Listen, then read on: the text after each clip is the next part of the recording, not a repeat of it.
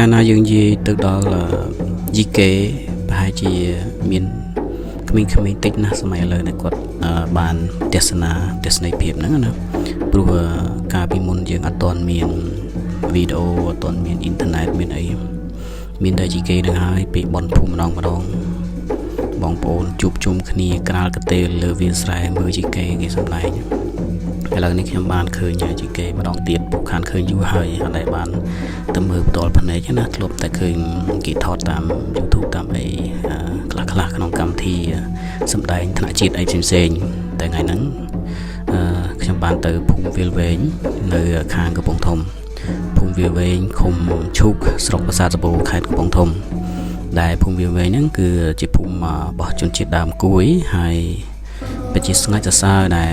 បងប្អូនជនជាតិគួយនៅនឹងគាត់អាចរក្សានៅការសម្ដែងប្រពៃណីនេះបានល្អមែនតើហើយពេលយើងទៅមើលឬសំឡេងហ្នឹងវាធ្វើយើងនឹកទៅដល់វ័យកុមារភាពដែលយើងកាលមុនយើងអត់ដែលស្គាល់ថាស្អីទៅជា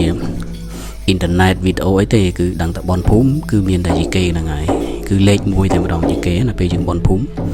គឺជាការសម្ដែងដ៏អស្ចារ្យបំផុតកាលហ្នឹងណាហើយយើងតាមដានភាគដូចយើងមើលរឿងឡើយអញ្ចឹងណាយើងតាមដានពីការសម្ដែងហើយតួសម្ដែងយីកេហ្នឹងគឺល្បីមែនតើមានថាពេលពួកគាត់ឡើងសម្ដែងតួអង្គចិត្តបើថាតួអង្គចិត្តល្អវិញណាគឺមានដូចគេនៅខាងក្រៅគេស្រឡាញ់អញ្ចឹងដែរអញ្ចឹងណាដល់ពេលពីណាដែលគាត់សម្ដែងធ្វើតួអាក្រក់អញ្ចឹងគេហាក់ស្អប់ពួកគាត់នៅខាងក្រៅដែរអញ្ចឹងណាអានឹងគាត់តែជាទស្សនៈយកឃើញនឹងជំនាន់ហ្នឹងទេវាដូចយើងមើលវីដេអូឥឡូវហ្នឹងរឿងអ្នកដែលតួសម្ដែងធ្វើតួឯកអញ្ចឹងទៅមានគេស្រឡាញ់គេអីអញ្ចឹងទៅដល់ពេលអ្នកសម្ដែងតួចិត្តអាក្រក់អញ្ចឹងទៅហាក់ដូចគេអត់សូវពេញចិត្តអញ្ចឹងណាកាលនោះស្គាល់តួយីកេ3នៅក្នុងភូមិអញ្ចឹងតែឥឡូវបាត់អស់ហើយពួកគាត់ចាស់ហើយអញ្ចឹងអនុស្សាវរីយ៍ហ្នឹងគឺបានរំលឹកមកវិញជាមួយក្រុមយីកេនៅខាងភូមិវាលវែងហ្នឹងហើយឲ្យទៅលឺសំឡេងស្គរសំឡេងអីទាំងអស់ហ្នឹងគឺធ្វើយើងនឹកទៅដល់វ័យហ្នឹងកាលពី20ឆ្នាំជាងមុនអញ្ចឹង20ឬ30ឆ្នាំអីហើយអញ្ចឹងយីកេគឺមុននឹងគេចាប់សម្ដែងរឿងគឺគេហៅបើកឆាកគេហ្នឹងខ្ញុំអត់ដឹងថាពាក្យនឹងផ្លេចថាម៉េចទេគាត់ថានៅពេលយើងមុននឹងសម្ដែងរឿងគេមានចេញតាមតួដូចម៉ាញ់អញ្ចឹងតួតាអេសីអញ្ចឹងគាត់តួតាអេសីនឹងរួមមកបត់អញ្ចឹងទៅចប់មកបត់អញ្ចឹងទៅចេញមកទៀតមានតួបន្ទាប់ទៀតគឺមានតួស្វាអញ្ចឹងហើយតួអេសីតួស្វាហ្នឹងយើងពាក់មុខធ្វើពីกระดาษកតុងធ្វើអីយ៉ាងទៅនេះតួស្វាលោតហក់ទៅតាមបទភ្លេងដែលគេវាយអមជាមួយនឹងស្គរធំហើយនឹងកូតត្រអញ្ចឹងនៅពេលយើងលឺសំឡេងនឹងឃើញទិដ្ឋភាពហ្នឹងធ្វើយើងសម័យឃើញកាលពី20-30ឆ្នាំមុនណាគឺនៅពេលដែលដល់ម៉ោងគេសម្ដែងយីកេគឺជុំគ្នាទៅនឹងរូបយីកេហ្នឹងហើយកាលនោះអត់មានចាក់បាសចាក់អីរួមដល់ឥឡូវទេបនភូមិព្រោះអីមានតែយីកេហ្នឹងហើយដែលជា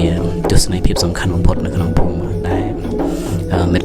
ញាតិមិត្តជិតឆ្ងាយពីភូមិផ្សេងអីមកចូលរួមទស្សនាទាំងអស់គ្នានៅក្នុងបនភូមិអីចឹងទៅហើយយើងអត់មានចាក់ធុងបាសរួមអីទេបើសិនចាក់ធុងបាសស្ដាប់យីកេលែងលឺហើយជំនាន់ហ្នឹងក៏អត់មានដែរធុងបាសធុងអីអញ្ចឹងនេះជាការសម្ដែងយ៉ាងក្រុមទូស្វាគេចេញមករំលោះអីចឹងទៅគ្រប់ទិសតំបន់បង្ហាញពីការគោរពការសុំបួងសួងដើម្បីចាប់ដើមសម្ដែងយីកេអញ្ចឹងអានឹងជារបៀបជា flow ជាលំហូរនៃការសម្ដែងមុនចាប់ដើមគេត្រូវធ្វើអីខ្លះអញ្ចឹងនេះជាអ្វីដែលយើងធ្លាប់ឮកាលនៅទូចឃើញទិដ្ឋភាពហ្នឹងគឺនឹកដល់បីកុំមើលយីកេដេកតាមវាលស្រែលាតកទេលមើលឲ្យតែដល់ពេលសម្ដែងយីកេគឺយើងយកកទេលយកអីមកលាតនៅលើវាលស្រែហ្នឹងជាពិសេសពីបនភូមិម្ដងគឺហាក់ដូចជាបនដ៏អស្ចារ្យបំផុតនៅក្នុងភូមិព្រោះយើងមួយឆ្នាំយើងបនម្ដងណាអញ្ចឹងបនភូមិយើងធ្វើនៅពេលយើងច្រូតកាត់ហើយគឺយើងរៀបចំបនភូមិសែនភូមិអីយ៉ាងទៅមានឡើងអ្នកតាមានអីអញ្ចឹងតាមប្រពៃណីតាមភូមិអានឹងនៅខាងខេត្តកំពង់ធំហើយខាងស្រុកប្រាសាទបលាំងហ្នឹងបាត់ហើយយីកេហ្នឹងលែងមានសម្ដែងហើយទៅតែឃើញមាននៅខាងប្រាសាទសបូរដែរ បងប្អូនគាត់នៅរក្សាបានទៅមានទម្លាប់មួយនេះល្អមែនទេហើយបើខាងស្រុកសាប់ឡាំងដែលមានជនជាតិគួយដែរហ្នឹងគឺយើងបាត់ហើយបាំជាងគេការសម្ដែងជាងគេសម្ដែងអីហ្នឹងចឹងទាំងអស់ហ្នឹងវាធ្វើយើងដិតដាមនឹកទៅដល់រឿងការយើងធ្លាប់នៅទីទូចអត់ស្គាល់អីទៅទូរស័ព្ទស្អីទៅធុងបាសរំវីដេអូអីអត់មានទេកាលហ្នឹងតួបន្ទាប់គេចេញមកគឺតួយៈតួមានតួយៈអីទៅមុនហ្នឹងជាការបើកឆាកមុននឹងគេចាប់ដើមសម្ដែងរឿងអីមួយហ្នឹងទៅគឺគេចាប់ដើមនៅក្បាលណាថា intro introduction របស់កម្មវិធីគេគឺត្រូវតែមានហ្មងជាគេការសម្ដែងជាគេគឺត្រូវមានតួអេសីតួស្វាតួយៈចេញមកតាមលំដាប់ម្ដងអញ្ចឹងហើយសំឡេងរន្ទើននៃស្គរហ្នឹងគឺល្អមែនទែនធ្វើយើងនឹកទៅដល់ភ្លេងមួយហ្នឹងហើយតួយៈក៏រំស្តៀងដូចតួស្វាមិនដែរគឺធ្វើបែបហ្នឹងយើងនៅចាំការនៅទីទូឃើញគាត់រំបែបនេះបើជំនាន់មុនឃើញគេចេញម្ដង2អីចឹងទៅតួយៈអញ្ចឹងណាតែហ្នឹងដោយសារសហគមន៍គាត់ធ្វើជាការសម្ដែងឲ្យយើងមើលពីដំណាក់កាលនៃការសម្ដែងជាគេទេគាត់មិនបានសម្ដែងពេញឲ្យយើងមើលទេគាត់គ្រាន់តែចង់បង្ហាញថារបៀបនៃការសម្ដែងជាគេគឺបែបហ្នឹងពួកគាត់ណែនាំប្រាប់យើងនឹងមាត់វាធ្វើយើងមិនអាចមើលឃើញពីរូបភាពទេអញ្ចឹងទៅក៏គាត់ហៅក្រុមអ្នកដែលសម្ដែងជាគេក្នុងភូមិហ្នឹងក៏មកសម្ដែងឲ្យពួកយើងមើលអញ្ចឹងទៅដោយសារពួកយើងទៅស្នាក់នៅសហគមន៍ហ្នឹង2យប់ដែរដើម្បីទៅសិក្សាពីវប្បធម៌របស់ជនជាតិគួយដែលមកសិក្សានៅទីនេះមានជនជាតិគួយពីខេត្តផ្សេងៗដែរមកចូលរួមពីស្ទឹងត្រែងពីកាចេះពីព្រះវិហារពីកំពង់ធំអីមកដើម្បីសិក្សាផ្លាស់ប្ដូរអំពីភាពដូចគ្នានៃភាសា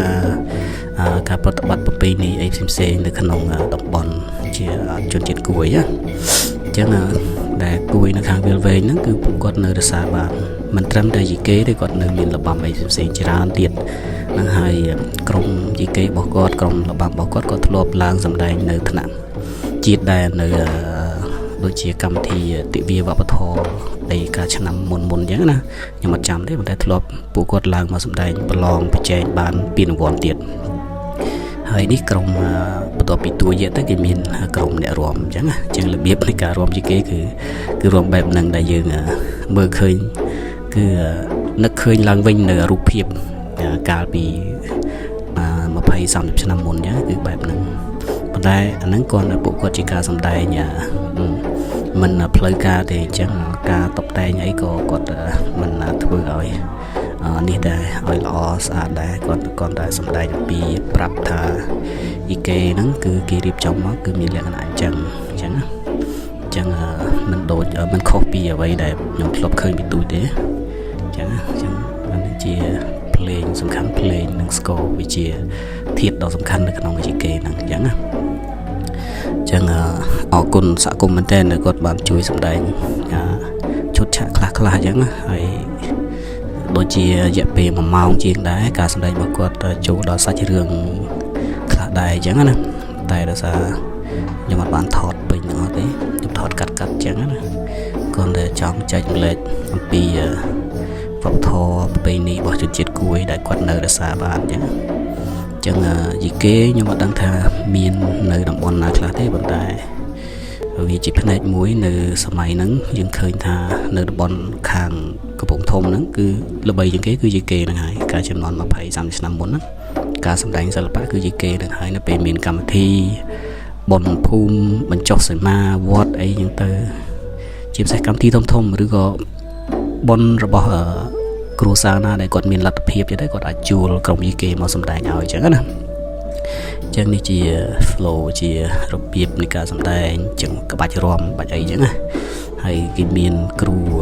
ត្រឹមត្រូវរបស់គេនៅហ្នឹងតែភាគច្រើនគឺសិទ្ធិជនជាតិគួយទាំងអស់នៅហ្នឹងហើយបើបងប្អូនចាប់អារម្មណ៍ចង់ទៅស្វែងយល់បន្ថែមបងប្អូនអាចទៅ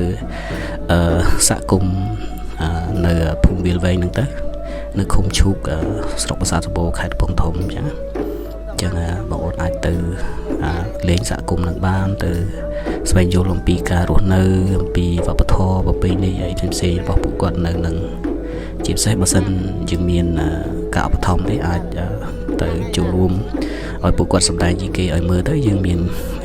រៀបចំជា trip ដើម្បីទៅមើលពួកគាត់សម្ដែងហើយគ្រប់គ្រងដល់ពួកគាត់ដើម្បីរួមចំណែកក្នុងការពារអភិរក្សនៅរបាំជាគេហ្នឹងចឹងដូចជាអត់មានអីច្រើនទេវីដេអូខ្ញុំមានតែប៉ុណ្ណឹងចឹងអរគុណច្រើនជាពិសេសអរគុណពូមីងសហគមន៍ដែលគាត់បានជួយរៀបចំសម្ដែងទោះបីជាខ្លីមិនបានវែងមែនប៉ុន្តែសូមអរគុណច្រើនមែនទែនដែលគាត់ចំណាយពេលវេលាដើម្បីឲ្យយើងបានស្វែងយល់ជាពិសេសក្មេងៗជំនាន់ក្រោយគាត់បានឃើញបានយល់អំពីប្រពៃណីវប្បធម៌របស់ជនជាតិដើមគួយនៅនឹងតែគាត់រក្សាបានរហូតមកដល់ពេលបច្ចុប្បន្នហ្នឹងចឹងនេះគេតួថ្លុកនេះតួថ្លុកក៏ចេញមកចឹងដែរមករំមកអីចឹងទៅរបៀបកំិចកំមើមមកផ្សាយអំពីរឿងថាគេត្រូវលេងរឿងអីចឹងនេះជារបៀបនៃការបង្ហាញអំពីសាច់រឿងនេះគេចូលដល់សាច់រឿងគេណាតែខ្ញុំអត់បានថតពេញទេចឹងសូមអរគុណមានតែប៉ុណ្្នឹងជួបគ្នានៅក្នុងវីដេអូក្រោយបាយ